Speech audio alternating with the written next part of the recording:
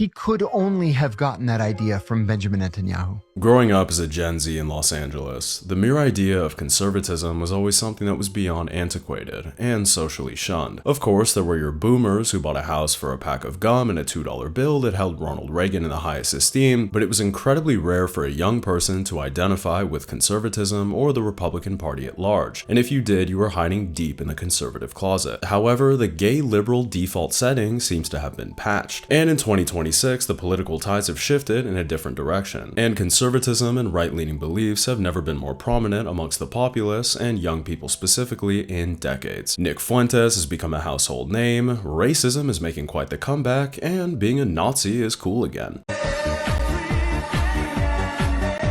It's all very peculiar, I know. In this video, I'll attempt to answer the question, what is conservatism even about? Shall we, my niggas? Sorry, my darlings. This video was promised to you 3,000 years ago. The conclusive data shows that young men are unprecedentedly shifting to the political right, and that's very clear with the rise of figures like Nick Fuentes and the multitude of Austrian painter edits all over social media. But what does this actually mean? First and foremost, let's define conservatism. According to Britannica, conservatism is a political and social philosophy emphasizing tradition, established institutions like family, church, and community, and gradual evolutionary change over radical reform. It advocates for limited government intervention, free markets, strong national defense, and the preservation of historically proven social orders. This all sounds very nice, but unfortunately I think Britannica needs to revise their definition. This new iteration of conservatism consists of the vast majority of MAGA being brainwashed cult members. He was Jesus on earth. He was like living AI, where you could go and ask it a question and it will respond to you, but with God. And young conservatives unsuccessfully LARPing a past generation and lifestyle that never really existed. And of course, the return to edgelording to the lowest circles of hell with casual racism and a deep reverence for Hitler. The young white man, you are truly alone. All the young white guys need to team up because it is us against the world. Everyone hates us. You guys need to wake up to that fact. We need to become racist and we need to take charge. And by the way, don't buy into this propaganda that, oh, white girls are just whores. Let's go to fucking Colombia and get a cheap hooker. Yeah. This passport bro bullshit, that's Jewish as fuck. This video isn't satirical, by the way, even though it literally comes across as leftists parroting what they think the alt-right is. But no, this is just unironically what conservatism is now. Certainly not our best and brightest. But Lily Gladys, no, John, stop. Anyway, what exactly are conservatives trying to conserve? Western values, Christianity, whiteness?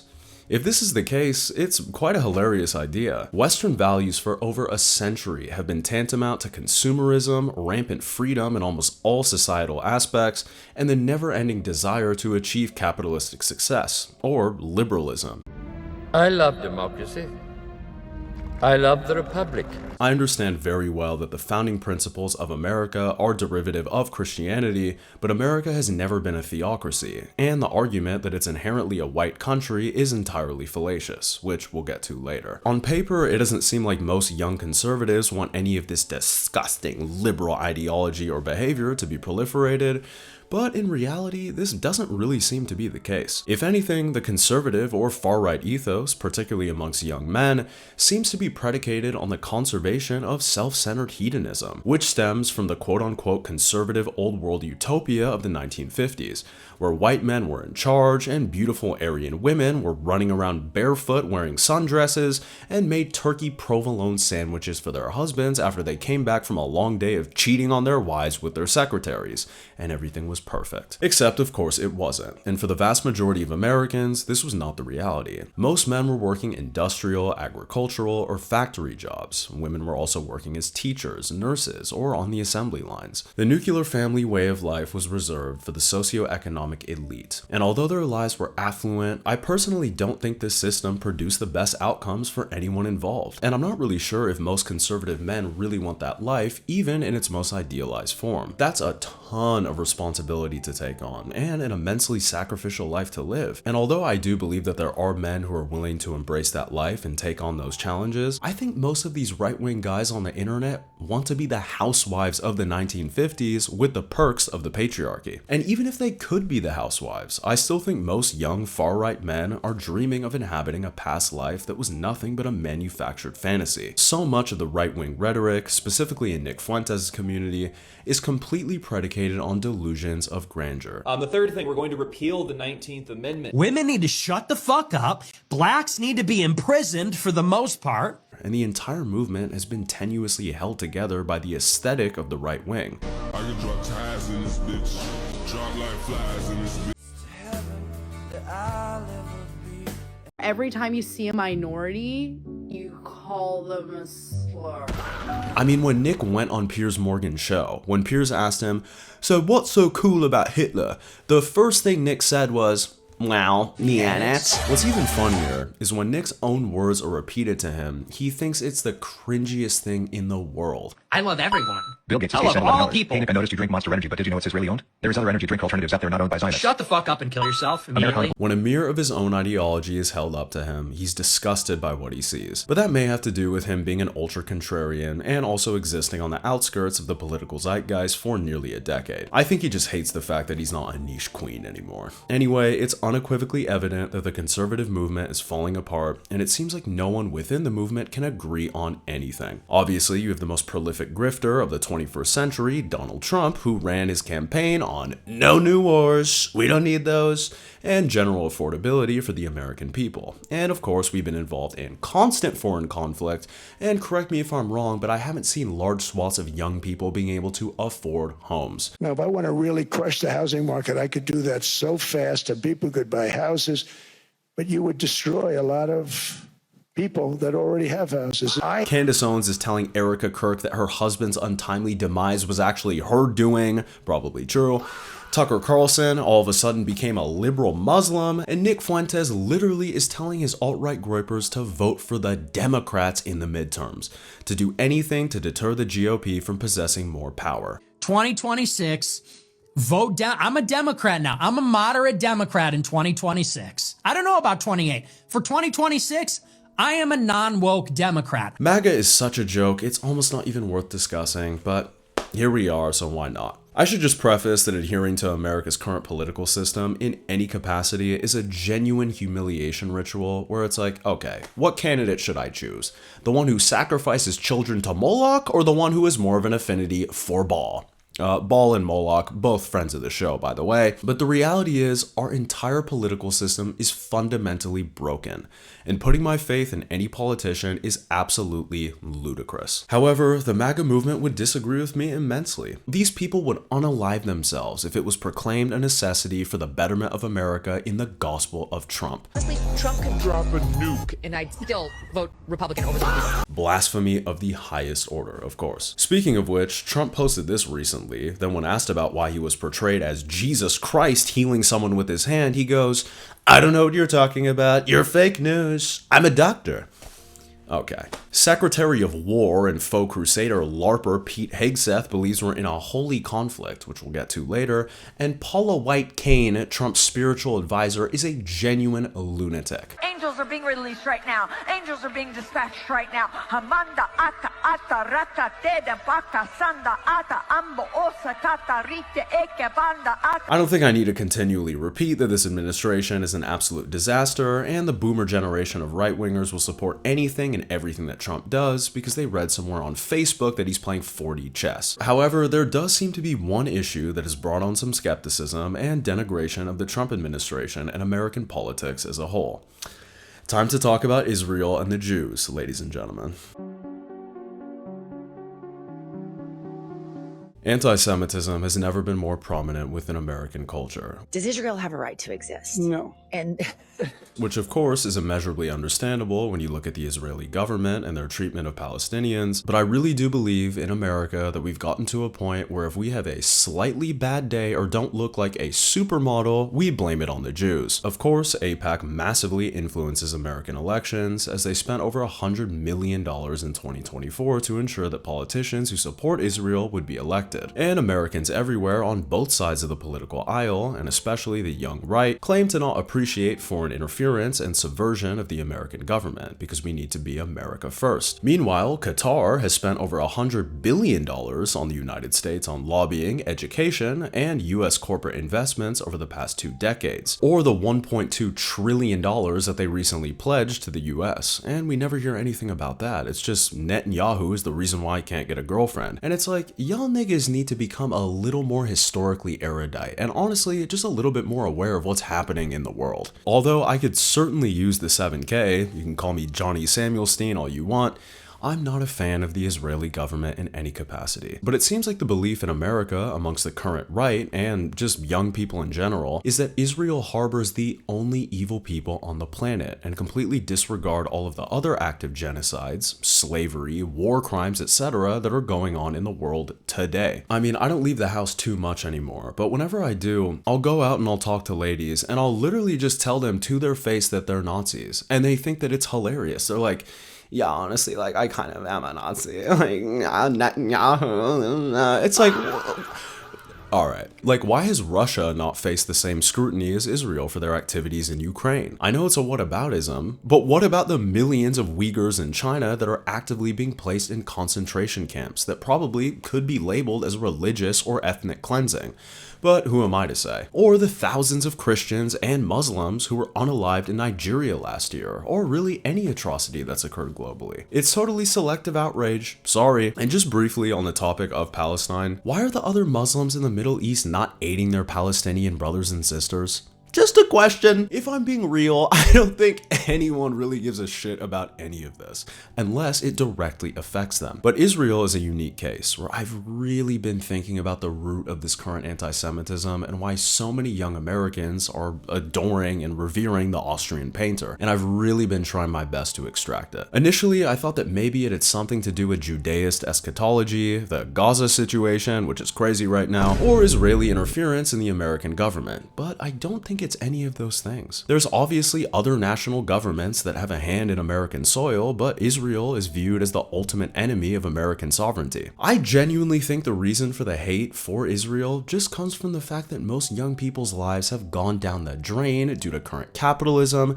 the disastrous dating landscape, and an overall feeling of hopelessness and malaise, among other things. And Israelis and Jews are extremely prominent within American society and do hold a disproportionate degree of institutional power, and at best come off as incredibly corny and relatively insufferable across the board, and at worst, Epstein. The Tel Aviv rave culture alone is just not cool to most Americans that spend too much time online, and in a country where that's essentially all young people value, it's no wonder why it's so easy to engage in anti-Semitism. Like, bro, we were at this so lit festival, it was so awesome, it was like boom, boom, boom, praise Hashem in Israel.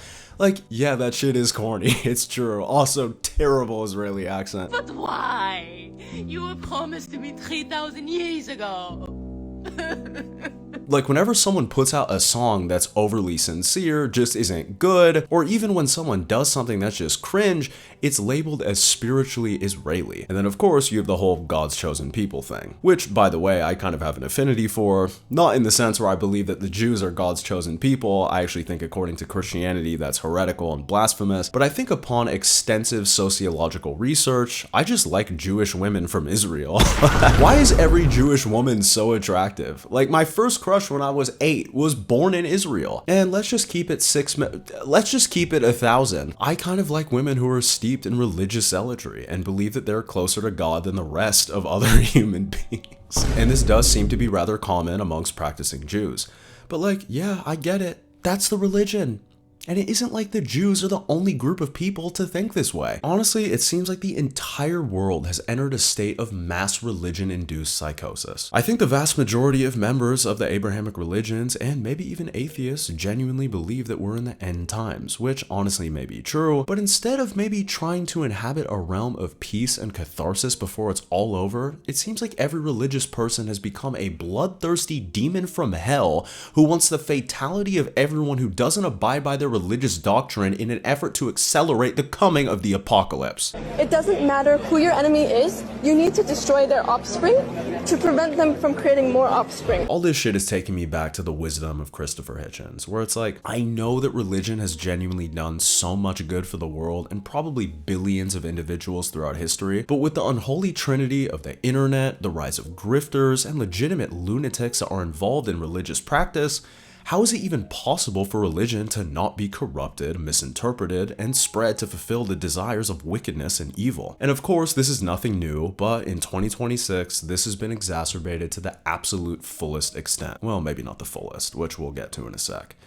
Back to the Jews. I think a lot of young people in America can't stand the superiority complex that many Jewish people on social media have while simultaneously being victims, which I can totally understand. Like personally, I have multiple family members that were killed in the Armenian genocide, which Turkey still won't acknowledge by the way, and on my Jamaican side, the country was colonized by the UK and my family was literally enslaved by guess who? The Jews, and a literal Jewish slave owner who slept with a Jamaican woman is the only reason why I'm on this earth, but I haven't made that my identity. But once again, Jewish people largely are turbo blue-pilled normies, and in America, we don't find that cool, because the American empire is in a state of very clear and immeasurable decline, where cynicism and nihilism are what's cool, not blind optimism. Where on the other hand, Jewish people are like, Israel's a sovereign nation and deserves the right to exist, and we will win in the end. And there's a very interesting element to that, particularly in internet circles in the US. All we hear constantly online in these sorts of cultural and social commentary spaces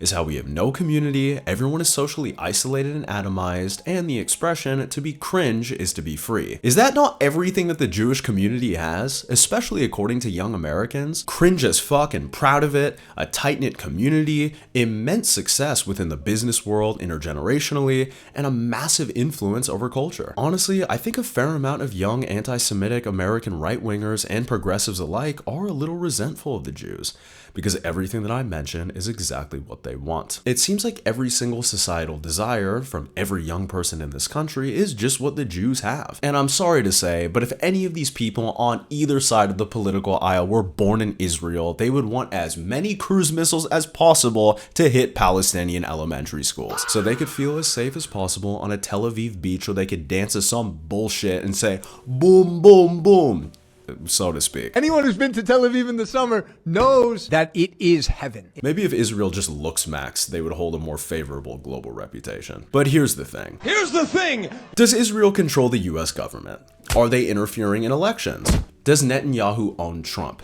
Has everything bad that's ever happened to us have to do with Israel? Are we in a global war between Christianity, Islam, Judaism, and technology in the form of AI? Is the lovely lady I'm seeing a Mossad agent? Am I a direct product of the Jewish conspiratorial race mixing ploy called the Kidology plan to spearhead the destruction of the white Christian society? Yeah, probably, but I'm so sick and tired of all of this shit. Like, okay, it's probably and almost definitely all true, but it's still like, so what are we gonna do about it, right-wingers? From what I can tell, absolutely nothing except complain about it and be victims, which has become an entire business model online that's extremely profitable. Like, that shit sounds pretty spiritually Israeli to me. There's also incredible social currency that comes with hating Israel. Like, look at me, I'm a great noticer, the goyim are waking up. Like, shut the fuck up, nigga. The only thing that you're noticing is your algorithm. We are the slaves. We are the slaves. This goy stuff, they look at us as goy, as lesser than. Let's be real. Send another billion to Israel. Those videos, no, they are not real. That newborn had a gun, that's the reason he got killed. And with any other trend or popular issue on social media, you guys would probably say, bro, the algorithm's propaganda, it's controlled by Israel. If the Jews control the media, how is anti-Semitism on TikTok even more trendy than Y2K fashion was in 2023? I guess the counter to that point is that maybe the Israeli leaders and Jews like Larry Ellison who run these social media platforms want anti-Semitism to proliferate, so Jewish people worldwide unite, the third temple will be built in Israel, and God will bring back their true Messiah, who is probably the Antichrist. And I wouldn't even be surprised if this actually happens. But what solution do young conservatives have in mind? recreating 1939 Germany. Oh, we're white and the superior race, but we're so oppressed and we're all failing, so I guess our only option is to commit another ethnic cleansing, which we can't even do.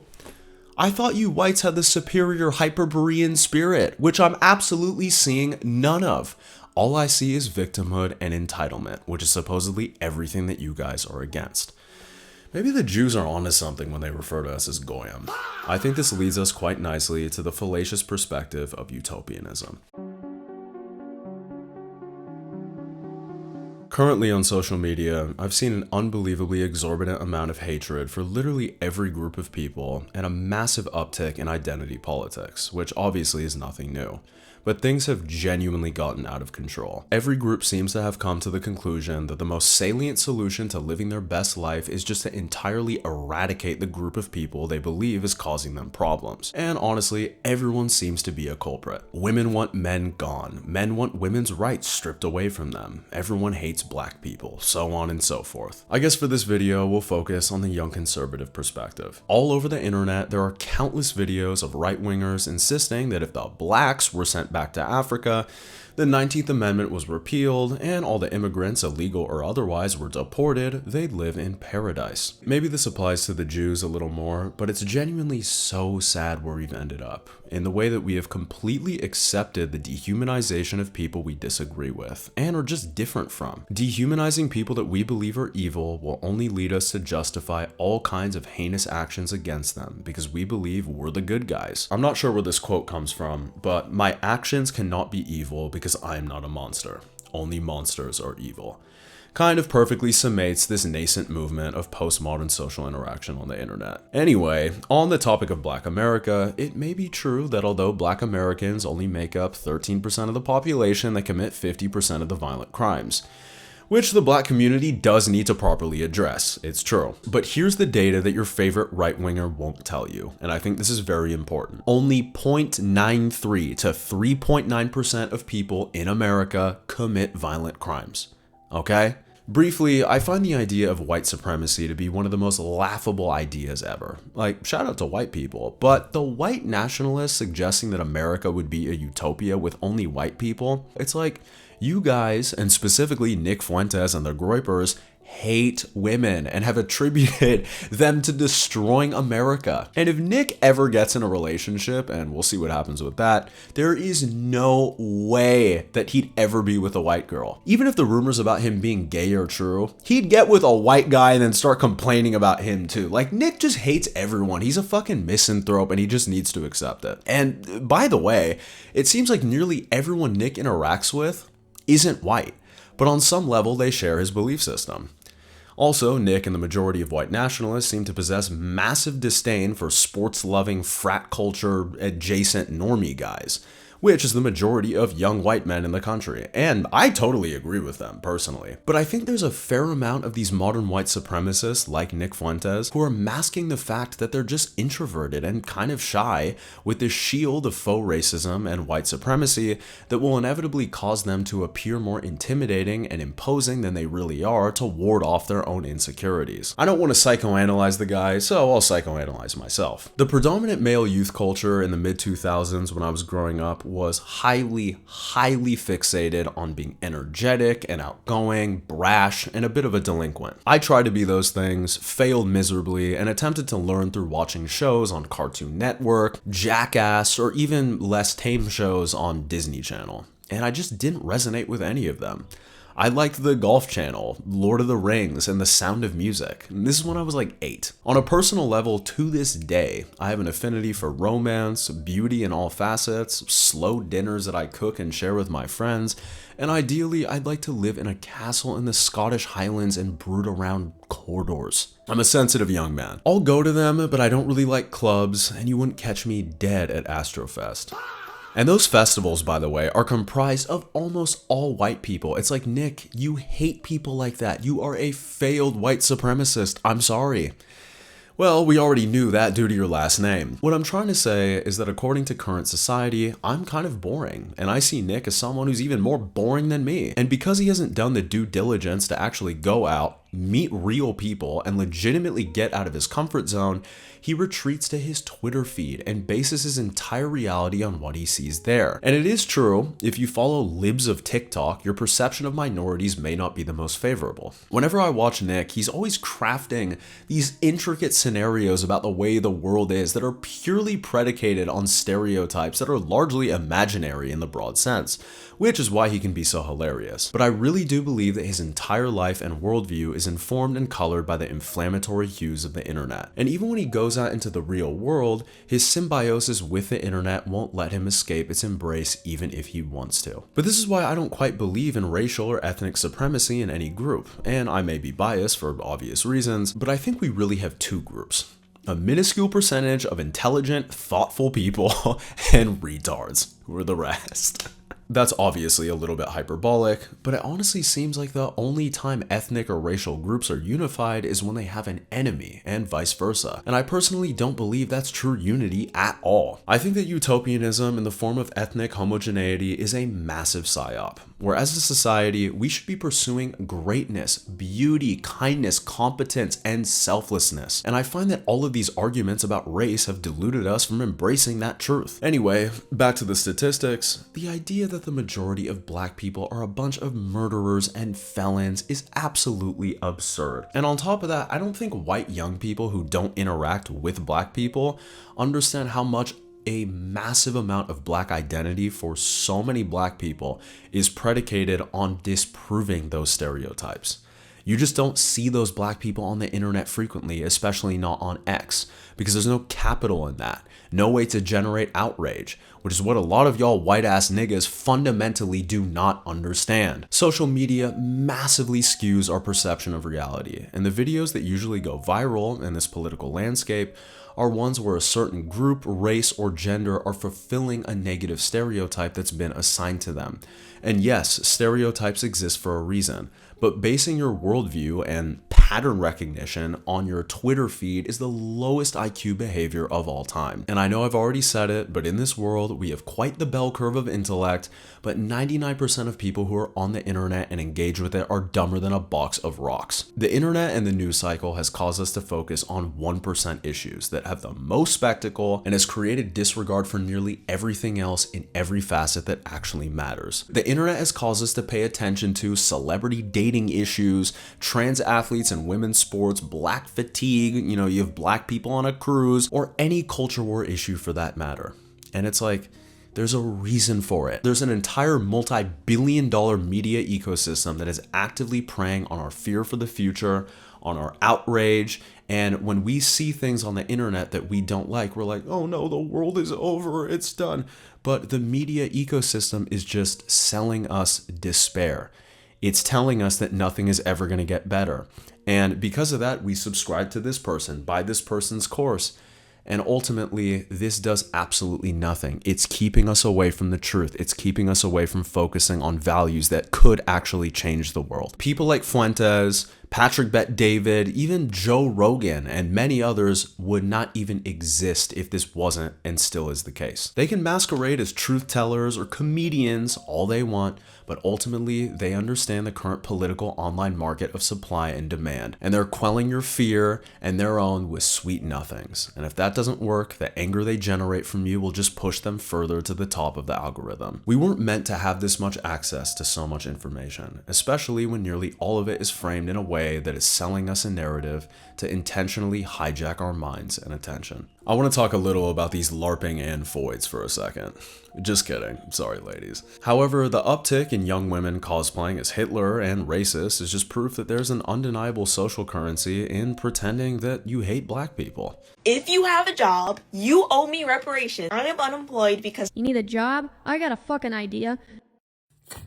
After I watched this video, of course, I had to go and click on the profile, and surprise, surprise, what does she have in her bio? Like, I guess, shout out to these women, they've realized that the only criteria for many men to be interested in you is the fact that you say the N-word, which, I don't know, chat. What do you guys think? Are white women actually in support of the return of the Third Reich? Speaking of which, the red pill side of the right wing is a movement I can stand less and less, and I've never been able to stand it. It genuinely seems like their primary objective is just to get women to acknowledge that men's lives aren't fair compared to women's in the postmodern age. And it's like, yeah, like it is true. I do wish that women at large would be more empathetic to men's struggles. But I wish for a lot of things that will never come true. But as men, I think it's our masculine responsibility to try our best to rewrite the narrative about men and cause women to find favor with us due to our presentation, behavior, and intellect, and many more things. And this leads me to my biggest problem with conservatism. Where are the values? If you guys eradicate minorities and Jewish control, then what? This may be the gayest thing that I've said on this channel, but to have a successful society that's able to flourish, it's not about having ethnic homogeneity, it's not about having a fuck ton of money, it's not about taking away women's right to vote, which first of all, y'all niggas voted for Trump, and maybe we should take the right away from you because you clearly cannot make good choices. And it's not even about having a full-on theocracy. I personally think that the closest we can get to utopia is when we have a society that prioritizes kindness, love, and creation more than anything else, which once again requires an immense amount of work. All the economic systems and governmental aspects of society come after, and we could debate that for thousands of years. But if we could all unify under the aforementioned values, I think we could have something beautiful. Until then, we may need to nuke the entire generation. No, I still have a little hope. Good night, my darlings. Bye-bye.